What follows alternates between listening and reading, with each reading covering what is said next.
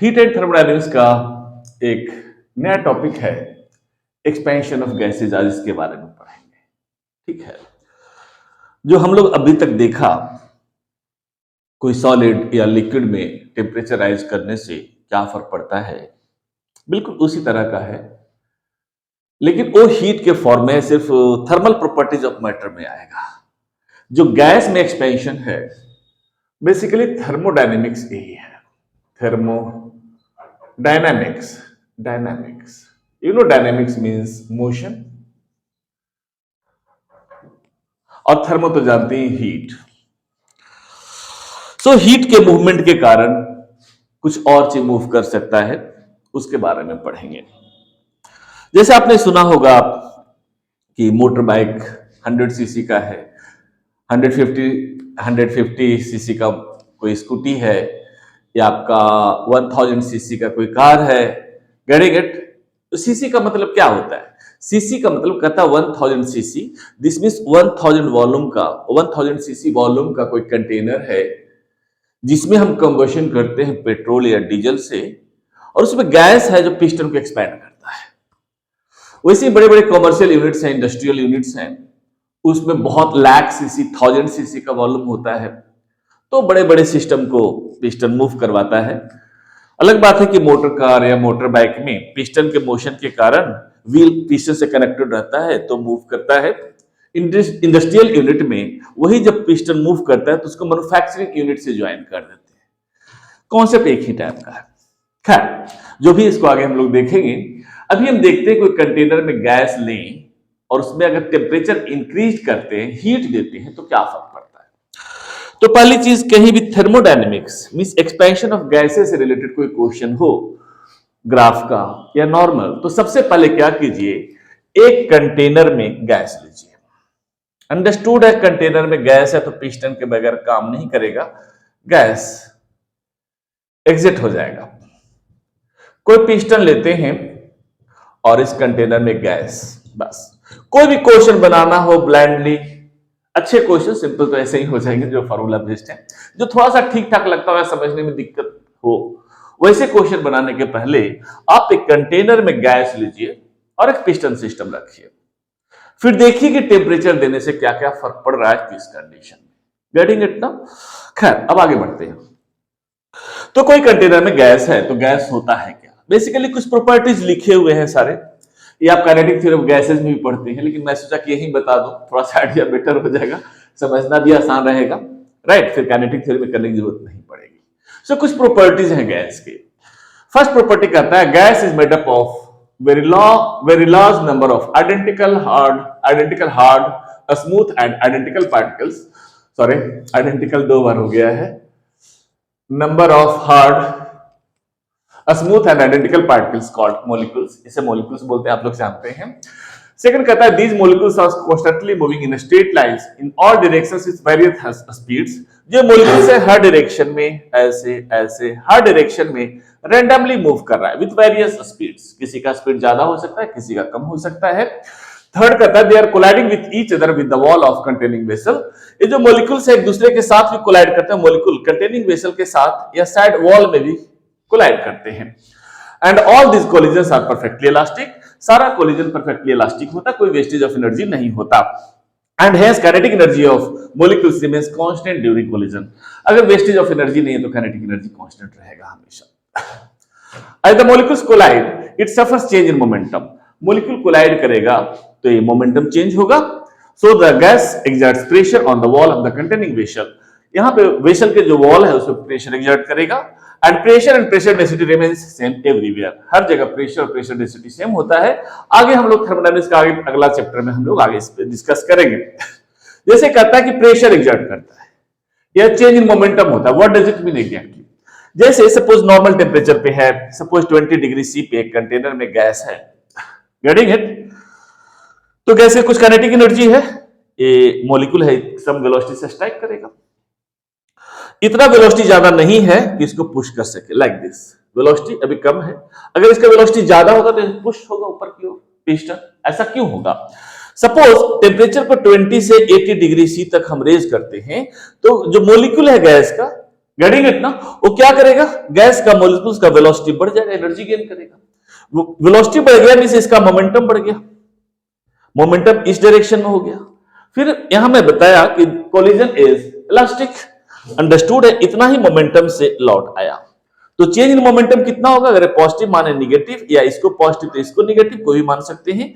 तो mv minus minus mv, right, and that is divided by time t, this is rate of change of momentum. So कितना हो जाएगा, twice mv upon t, rate of change of momentum that is force. अगर force per unit area करें तो ही आपका pressure हो जाएगा, तो ही प्रेशर एग्जर्ट करता है। करेक्ट, टेम्परेचर इंक्रीज करते हैं तो काइनेटिक एनर्जी जो है गैस मॉलिक्यूल का काइनेटिक एनर्जी इंक्रीज करेगा, मींस मोमेंटम इंक्रीज करेगा। मोमेंटम इंक्रीज करे तो rate of change of momentum बढ़ेगा, उस केस में कहेंगे प्रेशर बढ़ेगा, तो पिस्टन पुश होता है। और हर जगह प्रेशर सेम रहता है, आगे मैं बताऊंगा। मैकेनिकल इक्विलिब्रियम में होता है गैस हमेशा। फिर कहता है there is no molecular force, यहां पे कोई जो मोलिकुल्स हैं उसको न्यूट्रल मानते हैं, चार्ज के कारण नेग्लिजिबल चार्ज है मानते हैं ऐसा। तो इलेक्ट्रोस्टैटिक फोर्स भी नेग्लेक्ट करते हैं, मास बहुत कम है तो ग्रेविटेशनल फोर्स भी हम नेग्लेक्ट करते हैं, मींस कोई इंटरमोलिकुलर फोर्स नहीं होता। इट ओबेज गैस लॉ, एक गैस लॉ को ओबे करना चाहिए, PV equal to nRT. A gas satisfying these assumptions are called ideal gases. ये जो गैस सारे assumptions को सेटिस्फाई करता है इसी को बोलते हैं आइडियल गैस या परफेक्ट गैस। तो ideal gas basically no gas in nature is perfect, ideal कुछ नहीं होता, हर मॉलिक्यूल एक दूसरे पे फोर्स वगैरह लगाता है, लेकिन साइंस है, साइंस में अभी तक उस पर गए, वैन डर वाल्स जी गए, बहुत सारा उस पर वर्क हो रहा है, लेकिन आपके लेवल पे अभी वहां तक पढ़ना नहीं है। आपको ये मानकर चलना है कि हर गैस का प्रॉपर्टी एक ही है, चाहे हेवियर गैस अमोनिया हो, CO2 हो, इवन लाइटर गैस हीलियम हो, हाइड्रोजन हो, सबका नेचर एक जैसा है और न्यूट्रल जैसा मानकर चले, कोई चार्ज कोई मास नहीं है। तो इसी को बोलते हैं आइडियल गैस, ठीक है ना। दूसरा कहता है आइडियल गैस के लिए it obeys gas law, P equal to nRT, आप जानते ही हैं गैस लॉ आपको पता है, P equal to nRT, where n is the number of moles and that is equal to weight of a gas divided by molecular weight, आप ऐसा समझ सकते हैं। 1 मोल ऑफ अ गैस के लिए n का वैल्यू अगर 1 मान लें तो Pv इक्वल टू RT हो जाता है, ये टर्म कांस्टेंट होगा, मींस कोई कंटेनर में कोई एक फिगर बनाते हैं, कोई कंटेनर में हम गैस लेते हैं, इनिशियल सपोज 10 डिग्री सी पे, या यहाँ 20 माने तो 20 डिग्री सी मान लीजिए, दिमाग में थोड़ा सा परेशानी नहीं होगी। सपोज गैस मॉलिक्यूल्स है तो इसका प्रेशर है P1 या PV, टेम्परेचर है T, इसमें हीट दिए, कुछ अमाउंट ऑफ हीट दिए, तो 20 degree C to suppose 80 degree C temperature raise कर गया, तो कुछ भी हो सकता है, प्रेशर भी चेंज कर सकता है, राइट, वॉल्यूम भी चेंज कर सकता है, जैसे प्रेशर कांस्टेंट हो सकता है, वॉल्यूम कैसे कांस्टेंट कैसे होगा मैं आगे बताऊंगा। जब पिस्टन को फिक्स कर दिए तो वॉल्यूम कांस्टेंट है तो प्रेशर इंक्रीज करेगा, पिस्टन आपका लूज है तो इस केस में प्रेशर कांस्टेंट होगा तो वॉल्यूम इंक्रीज करेगा। By the way suppose heat देने के बाद suppose pressure P dash, volume आपका V डैश और टेम्परेचर T डैश है, तो तीनों का इस तरह से अगर करते हैं PV अपॉन T तो ये हमेशा कांस्टेंट आएगा, कोई भी टेम्परेचर पे, कोई भी प्रेशर पे, कोई भी वॉल्यूम पे। मींस कह सकते हैं R इज इक्वल टू, अगर NTP पे लें, ये अगर हम लें NTP पे तो P0 V0 अपॉन T0, या further temperature suppose 20 degree C पे ऐसा है P1 V1 upon T1, suppose 80 degree C पे आपका ऐसा है, तो ये रेशियो हमेशा कांस्टेंट होगा, ठीक है, कोई भी कंडीशन में। यही से बेसिकली गैस कांस्टेंट का वैल्यू भी आता है। एनटीपी पे अगर R का लिखें, यहां से अगर R कहें n इज इक्वल टू 1 तो R is equal to PV upon T, तो P0 V0 अपॉन T0 अगर एनटीपी पे ले हम तो वैल्यू प्रेशर पुट करते हैं इतना, वॉल्यूम जानते हैं 22,400 एंड टेम्परेचर 273 इन केल्विन, तो आता है 8.3 × 10⁷ अर्ग पर मोल, और अब जानते हैं 1 जूल इज इक्वल टू 10⁷ अर्ग, इतना होता है। अगर इसको जूल में कन्वर्ट करें तो 10⁷ खत्म हो जाएगा, तो आपका 8.3 जूल पर मोल केल्विन। अब जानते हैं 1 calorie is equal to 4.2 joules, right, तो इसको अगर हम कैलोरी में कन्वर्ट करना चाहें तो 4.2 से डिवाइड करेंगे तो it comes under 1.998 calorie per mole kelvin and that is approximately equal to 2 calorie per mole kelvin. तो याद रखिएगा आप ए डाटा और एक ए डाटा, ये जरूरी है, अगर जूल में हो तो ये होगा, अगर कैलोरी में हो तो 2 के आसपास होगा, ठीक है। अब जानते हैं कोई भी एनर्जी का एसआई यूनिट तो जूल होता है, लेकिन सीजीएस यूनिट अर्ग होता है, लेकिन हीट इज एनर्जी उसका एसआई यूनिट तो जूल ही होगा, लेकिन एक कन्वेंशन मान ली गई सीजीसी यूनिट हम कैलोरी में मेजर करेंगे, और सब कुछ साइंटिस्ट मानते हैं, हमारे और आपके बस की बात तो नहीं है। कुछ और चीजें हैं, एक होता है स्पेसिफिक गैस कांस्टेंट, ये मिट गया sorry, R, small R that is equal to R upon M, M is the molecular weight, and एक होता है बोल्ट्जमैन कांस्टेंट, ये बहुत इंपॉर्टेंट है, तो K is equal to R upon N, N is the Avogadro number, आप जानते ही हैं। दूसरा होता है, आपने अभी तक देखा या फर्स्ट लेक्चर में मैं बताया था हीट एंड थर्मोडायनेमिक्स का, कोई सपोज कोई बॉडी है, सॉलिड या लिक्विड कुछ भी, सपोज ये फेरस का बॉडी है, इनिशियल 20 डिग्री सी पे है, एक ही डाटा ले रहा हूं दिमाग में सेट रहे, सपोज 80 डिग्री सी तक रेज करते हैं सर्टेन अमाउंट ऑफ हीट देकर, राइट। तो कोई सॉलिड या लिक्विड में कोई जल्दी गर्म हो जाएगा, कोई देर से गर्म होगा, जो जल्दी गर्म होता है उसका स्पेसिफिक हीट कैपेसिटी कम होता है, जो देर से गर्म होता है उसका स्पेसिफिक हीट ज्यादा होता है। जो जल्दी गर्म होगा और जल्दी ठंडा भी हो जाएगा, जो देर से गर्म होगा और देर से ठंडा होगा। मैं पहले ही बता चुका हूं, of all solids and liquids water has highest specific heat, right, end of all substances hydrogen has highest specific heat capacity, ठीक है। ये तो सॉलिड और लिक्विड के लिए था, लेकिन गैस में ऐसा नहीं है। गैस में दो केसेस आते हैं, राइट, 1 डिग्री तक टेम्परेचर रेज करने के लिए स्टैंडर्ड 1 डिग्री मान लिया है, राइट, थ्रू 1 डिग्री सी में कोई भी एक कांस्टेंट टेम्परेचर डिफरेंस लेते हैं, उसे समझना आसान है, ठीक है ना, डेफिनेशंस के लिए, क्योंकि डेफिनेशन से एक वैल्यू एक हमें डेटा लाना होता है। जैसे दो केसेस हैं, एक होता है specific heat at constant pressure, जब प्रेशर कांस्टेंट हो, दूसरा कहता है specific heat at constant volume, जब आपका वॉल्यूम कांस्टेंट हो। दो केसेस कंसीडर करते हैं। सपोज कोई कंटेनर है, कंटेनर में गैस लिए,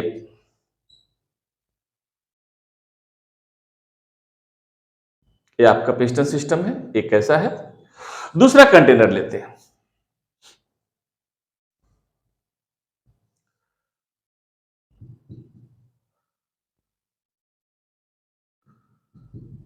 इसमें भी हम गैस लिए। सपोज दोनों इनिशियली 20 डिग्री सी पे था, ए भी 20 डिग्री सी पे ए भी है, राइट, राइट। सपोज इसका टेम्परेचर रेज करना चाहते हैं 20 degree C to 80 degree C, या कोई भी स्टैंडर्ड टेम्परेचर डिफरेंस ले लीजिए, डेफिनेशन में कहता 1 डिग्री, 20 टू 21 या 50 टू 51 कोई भी ले लीजिए, बस समझने के लिए। सपोज 20 टू 80 डिग्री सी तक गर्म करना चाहते हैं, दोनों केसेस में। लेकिन फर्क क्या है कि एक में पिस्टन फिक्स किया हुआ है, इसमें क्या है, वॉल्यूम कांस्टेंट है, वॉल्यूम कांस्टेंट है, और एक में पिस्टन फिक्स किया हुआ नहीं है, पिस्टन जस्ट मूवेबल है। मूवेबल है मींस ज्यादा अगर प्रेशर हो तो मूव कर सकता है, right, that is here pressure is constant, pressure is constant, ये मूव कर सकता है। अगर फर्स्ट केस का कंसीडर करें, यहां से यहां तक टेम्परेचर रेज करना तो कुछ हीट देना पड़ेगा। Suppose Q, suppose 100 calorie heat देना पड़ा, 100 कैलोरी सपोज इस गैस को दे दिए, सपोज 10 मिनट्स में, 10 मिनट्स में 100 कैलोरी हीट दे दिए, तो टेम्परेचर राइज कर गया 20 टू 80 डिग्री सी। ये पिस्टन आपका फिक्स है, मूवेबल नहीं है, राइट। तो सपोज 100 कैलोरी देना पड़ा, 10 मिनट देना पड़ा। दूसरा केस कंसीडर करते हैं कि ये मूवेबल पिस्टन है, ये पिस्टन जो है आपका मूवेबल है, मूवेबल पिस्टन, ये पिस्टन आपका मूवेबल है। अब यहां भी 20 डिग्री सी से 80 डिग्री सी तक गर्म करना चाहते हैं, तो क्या होगा, कुछ हीट दिए, यहां से हीट दिए, तो कुछ तो हीट लगेगा इसका टेम्परेचर रेज करने में, और जैसे ही हीट देंगे तो पिस्टन भी मूव करेगा, अपना पोजीशन से पिस्टन मूव करेगा इस तरह से, गेटिंग इट ना। तो कुछ हीट लग जाएगा टेम्परेचर राइज करने में, कुछ हीट लग जाएगा एक्सपैंड करने में, क्लियर, राइट। यहां जो भी हीट दिए वो टेम्परेचर राइज करने में लग जाएगा, यहां जो हीट दिए कुछ लग जाएगा टेम्परेचर राइज करने में, कुछ लग जाएगा पिस्टन को मूव करवाने में, जो आगे देखेंगे वही वर्क डन के बराबर होता है। अंडरस्टूड है, इसमें हीट आपका कम लगेगा, ये अगर 100 कैलोरी लग रहा है तो हो सकता है इसमें 125 कैलोरी लगे, मीन सपोज 12 मिनट इसमें लगे टेम्परेचर राइज करने में, राइट। क्यों, क्योंकि इसमें ज्यादा हीट चाहिए, कुछ हीट लगेगा टेम्परेचर इंक्रीज करने में, कुछ लगेगा इसको मूव करवाने में, तो that's why Cp getting it is greater than Cv। Cp constant pressure, इसमें ज्यादा हीट लगेगा, और Cv कांस्टेंट वॉल्यूम, इसमें कम हीट लगेगा, वो आगे हम लोग देखेंगे। तो ये कहता है specific heat at constant pressure, it is the amount of heat required to raise the temperature at constant pressure, here at constant volume. अगर मोल के टर्म में लेते हैं तो molar heat equal to molecular weight into specific heat. पहले सब molar heat पे आते थे क्वेश्चन, सब मोलर हीट पे नहीं आते, अब स्पेसिफिक हीट पे ही आता है, कांस्टेंट वॉल्यूम एंड प्रेशर। लेकिन फिर याद रखिए कभी कोई भी सनक सकता है क्वेश्चन सेटर, ठीक है। तो कभी कभी कहीं से उठा कर दे सकते हैं, पुरानी बुक्स को अगर फॉलो कर लिया, वहां से पिक किया तो दे सकते हैं। तो याद रखिएगा दोनों के बीच का molar molecular weight into specific heat. इसको एसपी से अगर रिप्रेजेंट करें तो MCP and SV is MCV, right, ऐसा लिख सकते हैं। ये हो गया मोलिकुलर मोलर वेट के टर्म में, मोलर हीट के टर्म में। अब आगे देखते हैं हम लोग। ये लिखने से फायदा हो गया, थोड़ा सा टाइम का सेविंग हो जाएगा इसमें।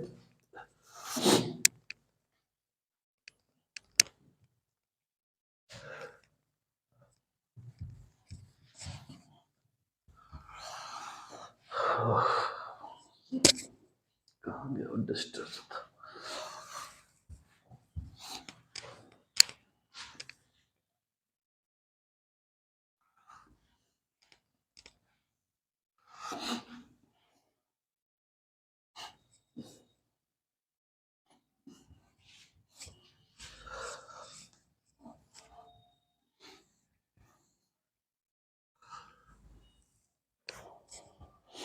अब हम लोग देखते हैं,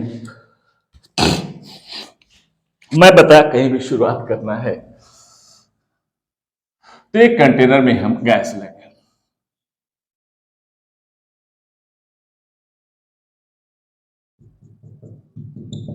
दूसरा बनाते हैं, एक कांस्टेंट प्रेशर होगा, एक कांस्टेंट वॉल्यूम रखेंगे हम लोग।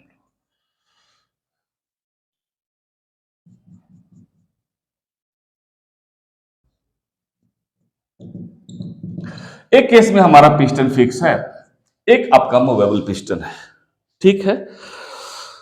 इस केस में अगर हीट दिए, पहले सपोज इनिशियली टेम्परेचर था T1 पे, कुछ हीट दिए Q heat, suppose temperature is correct T2, वही मान लीजिए 20 degree C to 80 degree C. इस केस में भी करते हैं, पहले सपोज टेम्परेचर था 20 डिग्री सी पे, कुछ हीट दिए हम क्यू, तो सपोज टेम्परेचर राइज किया 80 डिग्री सी, ठीक। एक में पिस्टन फिक्स है, एक में पिस्टन आपका मूवेबल है। अंडरस्टूड है, इस केस में वॉल्यूम कांस्टेंट है तो प्रेशर इंक्रीज करेगा, इस केस में प्रेशर आपका इंक्रीज करेगा। तो सपोज इनिशियली जो आपका प्रेशर था, राइट, चेंज इन टेम्परेचर डेल्टी हो गया, डेल्टी कैपिटल टी भी ले सकते हैं, ए सेल्सियस में भी ले सकते हैं, डिग्री सी कोई भी ले सकते हैं। सेल्सियस कैपिटल टी है मींस केल्विन में, और एक कन्वेंशन है, आपको जो मानना। तो यहां तक टेम्परेचर रेज करते हैं तो प्रेशर इंक्रीज करेगा। प्रेशर जो इंक्रीज करता है वो इस तरह से इंक्रीज करता है, Pt is equal to P nought into 1 plus alpha delta T. Delta T is the change in temperature, delta T. And जो वॉल्यूम चेंज करता है इसमें, इस केस में क्या होगा, आपका मूवेबल पिस्टन है तो प्रेशर कांस्टेंट रहेगा, इस केस में हमारा वॉल्यूम इंक्रीज करेगा। इस केस में अगर ले तो volume Vt is equal to होता है V not into 1 plus alpha delta T. Delta T capital लीजिए, स्मॉल लीजिए, कोई भी चल सकता है। सेल्सियस में सपोज हम ले रहे हैं क्योंकि अगर टेम्परेचर डिफरेंस में आ सकता है, इसलिए मैं सेल्सियस में यहां ले रहा हूं। तो प्रेशर ऐसे इंक्रीज करता है, सब कुछ जैसे आपने सॉलिड में दिया था, देखा था आपने, L T is equal to L naught into 1 plus alpha delta T, बिल्कुल वैसे ही है कुछ। Alpha delta T change in temperature. अगर यहां कर दें if Pt is equal to 0, Pt is 0, तो कितना हो जाएगा, Pt is 0, then 1 plus alpha delta T is equal to 0। Alpha is temperature coefficient of gas. हर गैस कोई भी हो, कार्बन डाइऑक्साइड हो, नाइट्रोजन हो, ऑक्सीजन हो, अमोनिया हो, सबके लिए अल्फा सेम मानेंगे क्योंकि हर गैस को एक जैसा मानकर चलना है, आइडियल गैस। हालांकि ऐसा ये है कि मैं थोड़ा सा बताएं, सपोज इसमें वॉल्यूम का केस समझ लेते हैं, प्रेशर का समझ लीजिए। सच तो ये है कि सपोज पहले 20 डिग्री सी पे था, 80 डिग्री तक रेज करना चाहते हैं, तो हाइड्रोजन गैस है तो कुछ एक्सपेंशन होगा, कार्बन डाइऑक्साइड है तो कुछ अलग एक्सपेंशन होगा, अमोनिया है तो कुछ अलग एक्सपेंशन होगा, नेचर ऑफ गैस के साथ चेंज करता है, राइट। तो हर गैस का अलग अलग अल्फा होता है, वेरी गुड। लेकिन हम पढ़ रहे हैं आइडियल गैस, और आइडियल गैस में सारे गैस का एक ही अल्फा मानेंगे, टेम्परेचर कोएफिशिएंट, गैस का टेम्परेचर कोएफिशिएंट, राइट। उसको हम आगे बताएंगे, इसका एक फिक्स वैल्यू होता है। ठीक है ना। हालांकि एक्चुअल में ऐसा होता नहीं है, ऑल आर रियल गैसेस, और सब में अलग अलग, हर गैस का अलग अलग अल्फा होता है। खैर, यहां से अगर कहें तो ऐसा आएगा, alpha is equal to -1 upon delta T को आप मान लीजिए टी, सपोज टी। वैसे यहां करें, if Vt is zero, Vt is zero, 1 plus alpha del T is equal to zero. अगर डेल्टा टी को टी मान ले तो T is equal to -1 upon alpha. यहां अल्फा का वैल्यू होता है, अल्फा इज इक्वल टू आता है 273.15। Getting it. अगर ये वैल्यू पुट करते हैं तो यहां से आएगा t is equal to -1 upon alpha. यहां से t पहले ही लिख दिया मैं, t is equal to -1 upon alpha. यही वैल्यू पुट करते हैं तो आपका आता है, अल्फा का वैल्यू इतना पुट करते हैं तो ऊपर चला जाएगा, दैट इज 1 अपॉन अल्फा है ना। So sorry, alpha is equal to,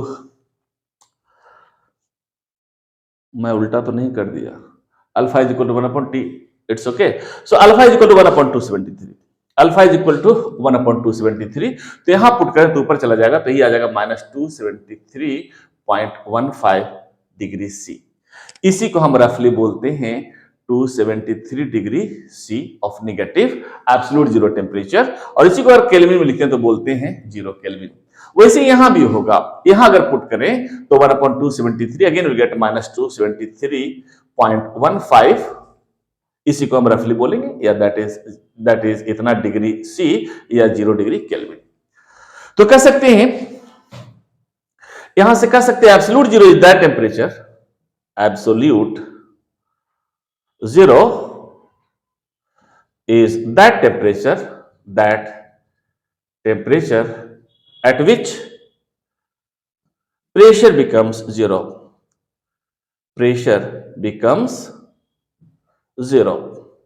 यहां से देखिए Pt जीरो था, तब अल्फा का वैल्यू इतना आया, तब आपका एब्सोल्यूट जीरो इतना आया। Means east absolute zero means इस टेम्परेचर पे प्रेशर जीरो होगा। तो कह सकते हैं absolute zero is that temperature at which pressure of gas become zero, gas का प्रेशर जीरो हो जाएगा।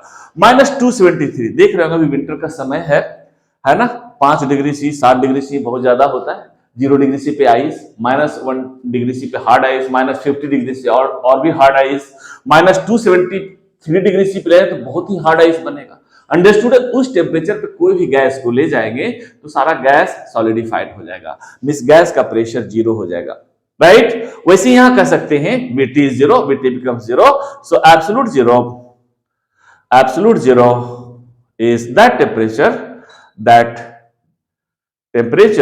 at which volume of a gas becomes zero, mean सारा गैस आपका सॉलिड सॉलिड बन जाएगा, तो प्रेशर नहीं है तो वॉल्यूम ऑफ गैस जीरो हो जाएगा।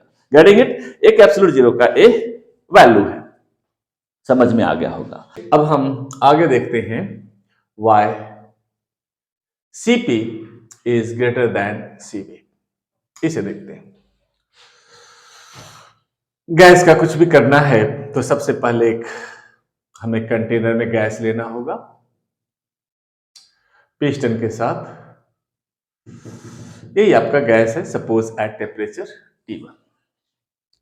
अगर इसमें कुछ अमाउंट ऑफ हीट हम सप्लाई करते हैं, suppose this is Q, temperature being raise to T2, तो चेंज इन टेम्परेचर आपका होगा delta T। Initially suppose temperature raise करने के पहले इस पिस्टन को हम फिक्स कर दिए, means volume is constant, understood है, प्रेशर इंक्रीज करेगा। सो एट कांस्टेंट वॉल्यूम अगर हम देखें तो इस केस में हीट कितना होगा, सपोज इसको Q1 मान लिए, पिस्टन आपका फिक्स है। जैसे सपोज कोई सॉलिड है, कोई बॉडी है, θ1 टेम्परेचर पे है, अगर सर्टेन अमाउंट ऑफ हीट हम Q दिए तो टेम्परेचर बीइंग रेज्ड टू θ2, तो हम इसमें पढ़ते थे Q वाज ms θ2 माइनस θ1 या ms डेल्टा थीटा या d थीटा, जो भी है। तो यहां जो स्पेसिफिक हीट S था गैस के केस में, उसी को C से रिप्रेजेंट करते हैं।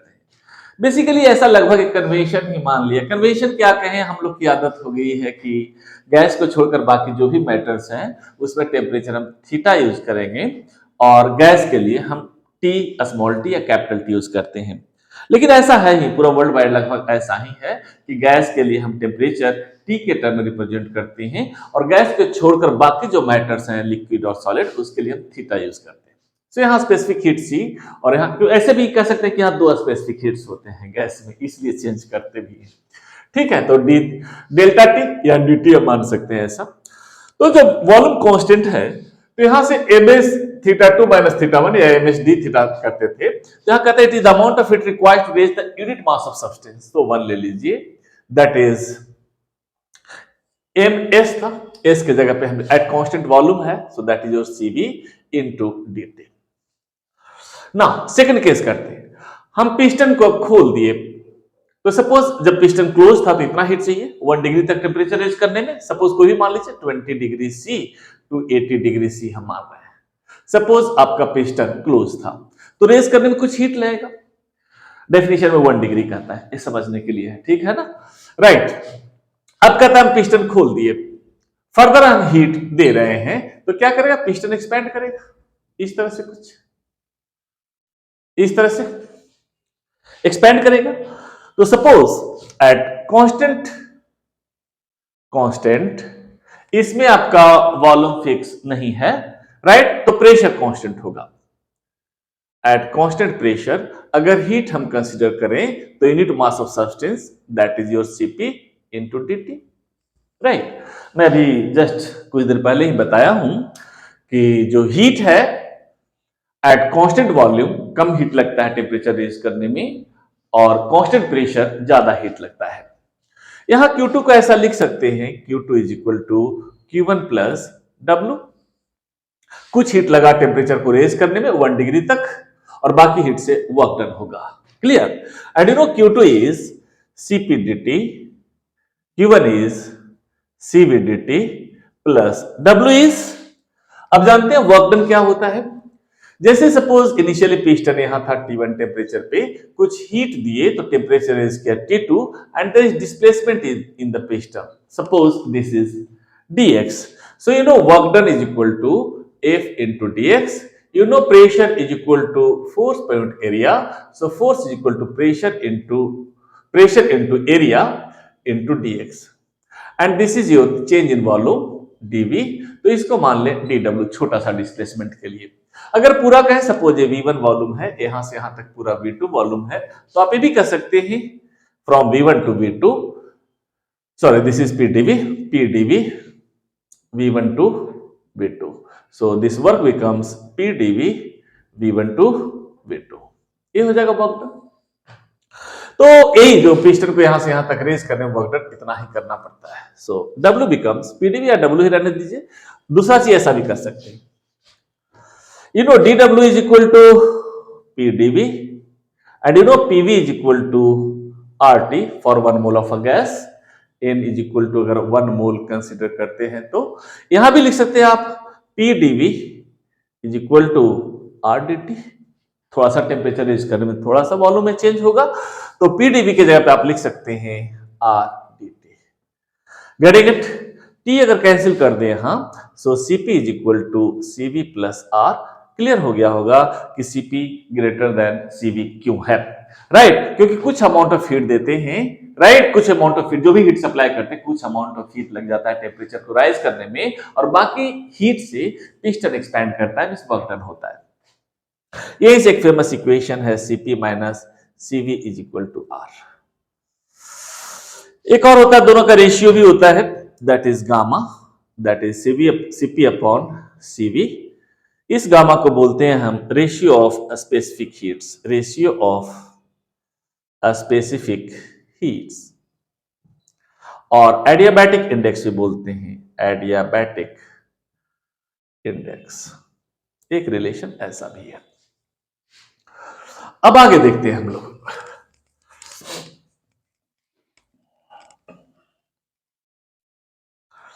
Isothermal and adiabatic change, isothermal, thermal and adiabatic changes, adiabatic changes। First हम देखते हैं isothermal change, isothermal thermal change.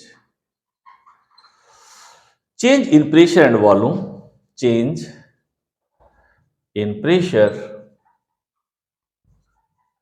and volume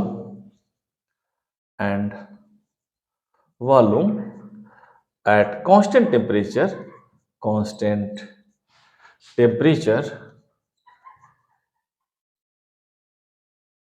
called isothermal change.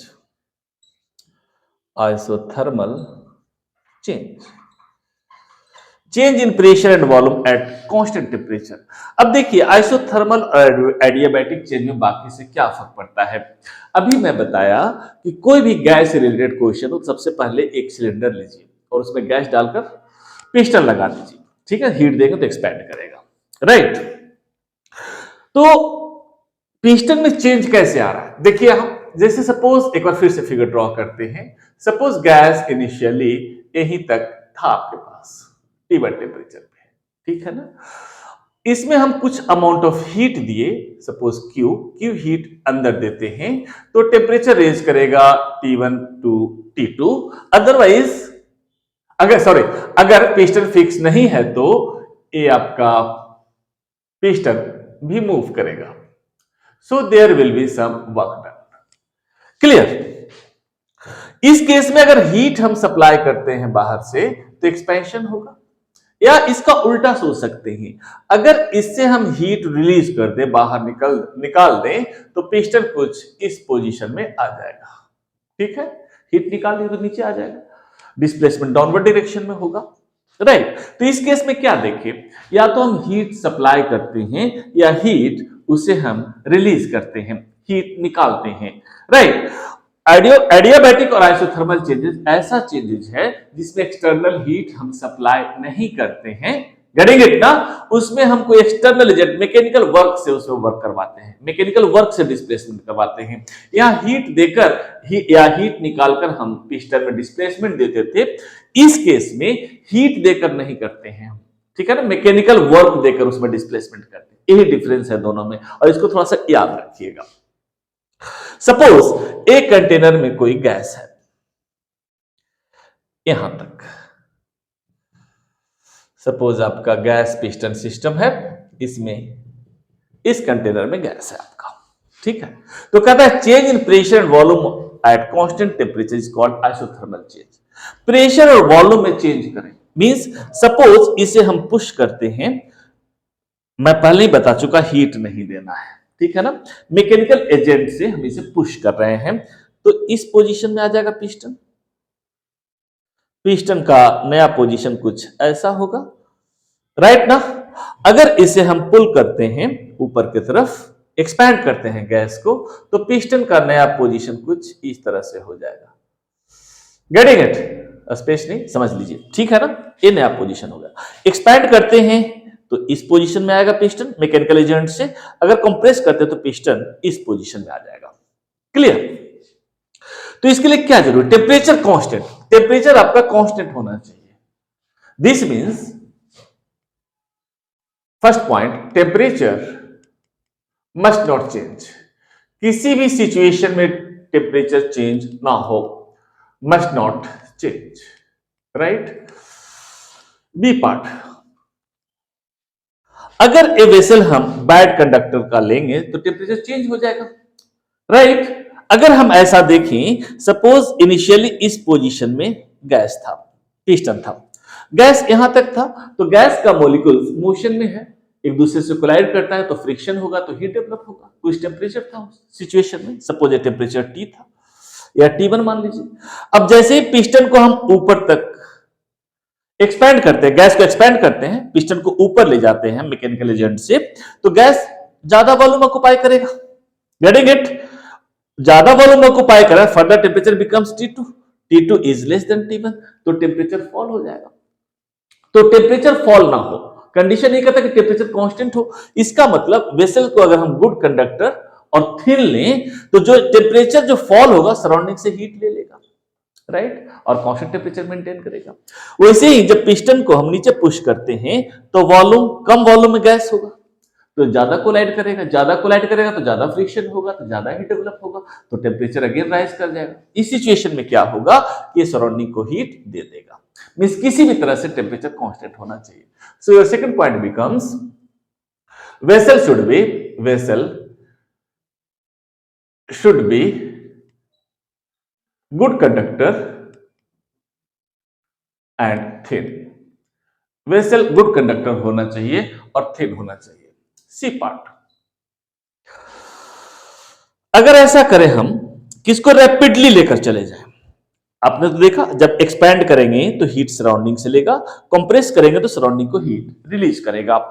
अगर बाय द वे इसको हम रैंडमली बहुत तेजी से गेटिंग इट ना, ऊपर हम किसी पिस्टन को ले जाते हैं या बहुत तेजी से हम नीचे पिस्टन को ले जाते हैं, इस केस में मोमेंटरली टेम्परेचर चेंज हो जाएगा, राइट? तो सडन हमें नहीं करना है, राइट नो? तो इस सिचुएशन में change in pressure and volume should be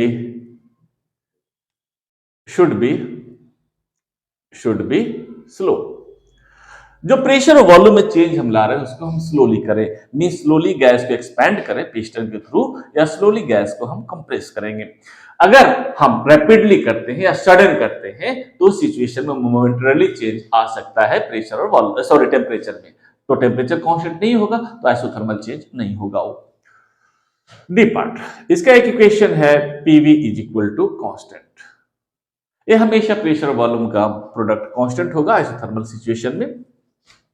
E part है स्लोप, स्लोप निकालना चाहते हैं, कांस्टेंट सपोज दिस इज के। अगर इसे डिफरेंशिएट करें तो कह सकते हैं P DV plus V DP is equal to 0। इसे हम इस तरह से भी लिख सकते हैं P DV is equal to minus V DP. अगर हम लिखें DP upon DV that is equal to minus P upon V, right? यही आपका स्लोप है, that is slope of isothermal. Slope isothermal condition का यही स्लोप होगा। एक पॉइंट ले अगर हम वर्क डन देखें, so work isothermal work expand करने में या कंप्रेस करने में कितना वर्क करना पड़ेगा। सो वर्क आप जानते ही हैं, work is equal to P DV V1 to V2। You know PV is equal to RT for 1 mole of a gas। आप प्रेशर को ऐसा लिख सकते हैं that is your RT upon V। यहां अगर लिखें तो RT upon V into DV V1 to V2। RT is constant, so RT को बाहर ले आए, आपका इक्वेशन हो जाएगा DV upon V V1 to V2। Now further W is equal to RT into 1 upon V का इंटीग्रेशन होगा that is log V base E V1 to V2, means that is equal to RT into log V2 minus log V1, चाहे तो base E दे सकते हैं, या that is equal to RT into log V2 upon V1 base E। This is work done. Clear? This is isothermal change. आगे हम देखते हैं adiabatic change. Adiabatic change ये कहता है change in pressure and volume of a gas without exchange of heat, without exchange of heat with surrounding। इसमें exchange of heat हो रहा था, जब टेम्परेचर फॉल कर रहा था तो सराउंडिंग से हीट ले रहा था, और जब टेम्परेचर राइज कर रहा था तो सराउंडिंग को हीट दे रहा था। इस केस में कहता है कि ऐसा नहीं है, सराउंडिंग के साथ हीट एक्सचेंज नहीं होना है। This means first point, temperature must change. Container लेते हैं,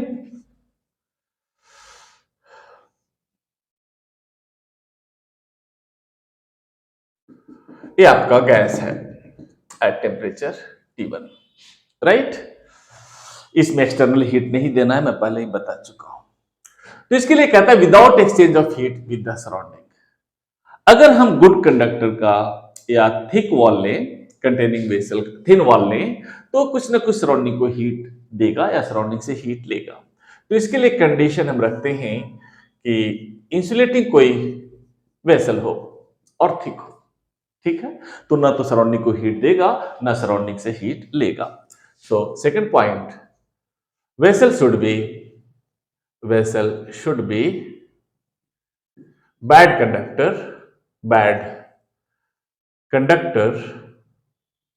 and thick, बैड कंडक्टर हो और थिक हो, ठीक है। अंडरस्टूड है। सपोज इस पिस्टन को हम कंप्रेस करते हैं, यहां से यहां तक लाते, तो टेम्परेचर राइज करेगा। अगर पिस्टन को हम ऊपर की ओर पुश करते तो टेम्परेचर फॉल करेगा। टेम्परेचर मस्ट चेंज इस केस में होगा, ठीक है। Third point, sorry A B C लिखता हूं इसको, सेकंड है, ये सेकंड है आपका, दिस इज बी। ना सी, सी कहता है change in pressure and volume should be rapid and sudden। Pressure और वॉल्यूम में चेंज जो है वो रैपिड होना चाहिए, या तो तेजी से इसको एक्सपेंड करें या तेजी से इसको कंप्रेस करें। क्यों? क्योंकि स्लोली करेंगे तो दुनिया में कोई भी चीज आइडियल नहीं होता। अगर कुछ आइडियल कंडक्टर नहीं है तो कोई चीज आइडियल इंसुलेटर भी नहीं है। तो कुछ ना कुछ हीट सराउंडिंग को देगा या सराउंडिंग से ले लेगा। क्लियर ना? तो ऐसा करते हैं, इसको स्लोली नहीं, इसको रैंडमली, राइट, तेजी से और सडन, गेट ना, इसको या तो एक्सपेंड करें या तो कंप्रेस करें, तभी ऐसा पॉसिबल है। नहीं तो टेम्परेचर गेटिंग कांस्टेंट मोमेंटरली रह सकता है। D point, PV gamma is equal to constant, suppose this is K. इसके तीन इक्वेशन होता है। एक होता है TV gamma minus one is equal to constant that is K, या T gamma P one minus gamma is constant that is K, ठीक है। इसे हम बोलते हैं प्रेशर वॉल्यूम इक्वेशन, इसको बोलते हैं हम temperature volume equation, and this is temperature pressure equation. Basic equation आपका ए है, इसी से डिराइव कर सकते हैं। जैसे देखिए, आपने देखा PV gamma is equal to constant, और ये भी जानते हैं आप PV is equal to RT for 1 mole of gas, NRT भी ले सकते हैं, ऐसा कुछ नहीं। तो ये आपका प्रेशर वॉल्यूम रिलेशन। आप चाहते हैं टेम्परेचर वॉल्यूम में तो प्रेशर को हटाना पड़ेगा, तो यहां से प्रेशर का वैल्यू डाल दीजिए के अपॉन वी गामा, राइट। अब यहां पुट करते हैं, प्रेशर का वैल्यू पुट कर दीजिए, सॉरी एक मिनट, यहां से प्रेशर का वैल्यू पुट कर दीजिए, RT upon V. So this is RT upon V into V gamma is equal to K. Here you can write here TV ऊपर चला जाएगा, माइनस हो जाएगा, gamma minus equal to K upon R. R is constant, K is constant, this is under constant, so that is TV gamma minus one is equal to constant. Third लाना है temperature और pressure में, right ना। तो यहां से we का value हटा दीजिए, यहां से V R T upon T के टर्म ले तो उसमें आ जाएगा। क्लियर? आसानी से डिराइव कर सकते हैं। फिफ्थ पॉइंट कहता है that is E slope. Slope के लिए इसमें इक्वेशन, बेसिक इक्वेशन आपका यही है, इसी को लेकर चलते हैं, आप किसी से भी निकाल सकते हैं। आप जानते हैं PV gamma is equal to constant that is K. तो first P into gamma V gamma minus one DV plus V gamma DP is equal to zero. Constant का जीरो होगा। आप लिख सकते हैं गामा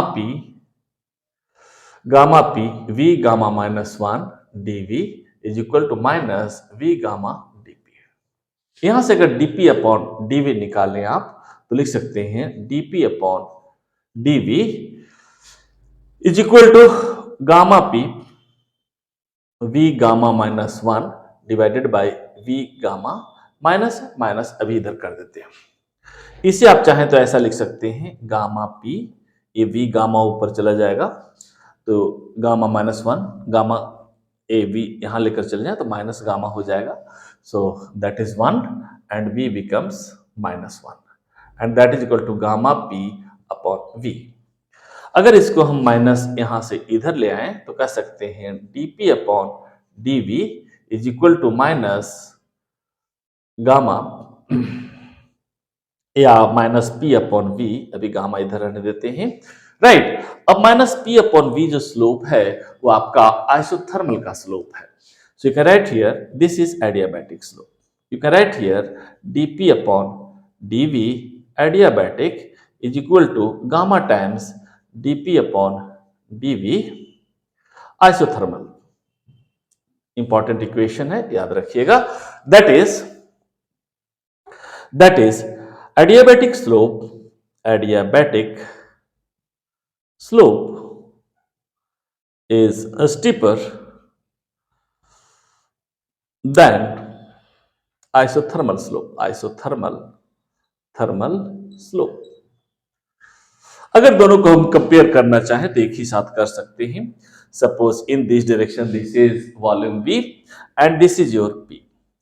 अगर आइसोथर्मल स्लोप ऐसा है तो इसका ग्राफ आप जानते हैं PV का ऐसा होता है, ये आपका आइसोथर्मल है, आइसोथर्मल। अगर एडियाबैटिक में लेंगे तो यही कुछ ऐसा हो जाएगा, ज्यादा स्टिप होगा, this is adiabatic curve. Clear. अब नेक्स्ट पॉइंट हम देखते हैं work done, adiabatic work. F point work तो कोई भी होता है, work W is equal to P dV या R dt from V1 to V2 ऐसा होगा। एक इक्वेशन अगर देखते हैं PV gamma is equal to constant, तो यहां से P का वैल्यू होगा K अपॉन V गामा, ए वैल्यू यहां पुट कर देते हैं P की जगह पे, K upon V gamma dV V1 to V2, right. इसी को फर्दर एक्सपैंड करते करते देख लीजिएगा डेरिवेशन, ठीक है ना, लेंदी सा डेरिवेशन है, कीजिएगा तो हो जाएगा, उसका ज्यादा रोल है नहीं, कहीं आना होता है। आपका आता है equation 1 upon gamma -1 into P1 V1 minus P2 V2, right. This is work. अब जानते हैं PV is equal to nRT for n mole of a gas, you can write here, अगर यहां करें PV is equal to nRT1 तो nR बाहर आ जाएगा, nR upon gamma -1 into T1 minus T2, this is work done. यही हो गया adiabatic work for 1 mole.